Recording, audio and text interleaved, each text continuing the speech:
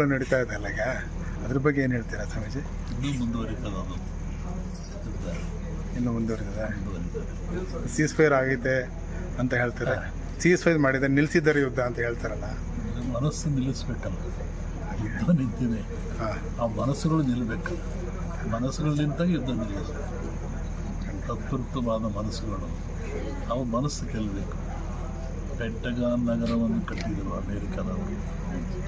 ಗಾಳಿಯಿಂದ ಏನಾಗಬಾರ್ದು, ನೀರಿನಿಂದ ಏನಾಗಬಾರ್ದು, ವಿಜ್ಞಾನದಿಂದ ಏನಾಗಬಾರ್ದು, ಆ ಮಟ್ಟಕ್ಕೆ ಕಟ್ಟಿದರು.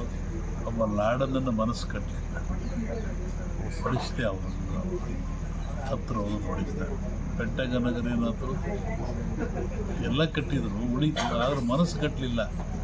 ಮನಸ್ಸು ಕಟ್ಟವನ್ನು ಕೆಲಸ ಮಾಡುವವರಿಗೆ ಇದು ಉಳಿದಿದೆ.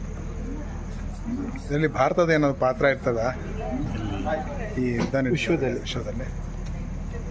ಹೇಳಿದ್ನಲ್ಲ, ಅರಸನ ಭಾರತದಲ್ಲಿ ದೊಡ್ಡ ಒಂದು ಆಘಾತ ಆಗ ಲಕ್ಷಣ ಇದೆ. ಜಗತ್ತು ತಿರುಗಿ ನೋಡುವಂಥ ಒಂದು ಆಘಾತ ಆಗ ಲಕ್ಷಣ ಇದೆ.